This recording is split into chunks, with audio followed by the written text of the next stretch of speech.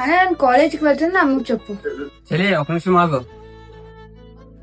చెల్లి ఎలాంటి బట్టలు వేసుకున్నావు కదా నువ్వు? ఆ టీ షర్ట్ ఏమి, ఆ ప్యాంట్ ఏమి?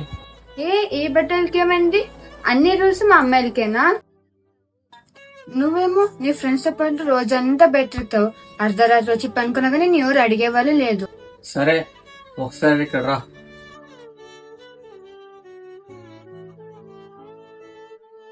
సరే విను, మనము ఇనుముని ఎక్కడ పెడతాం?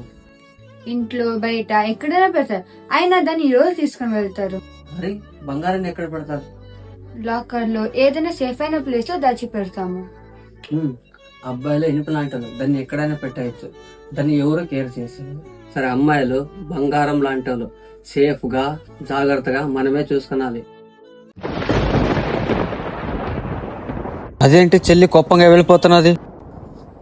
అన్నయ్య ఇప్పుడు ఓకేనా?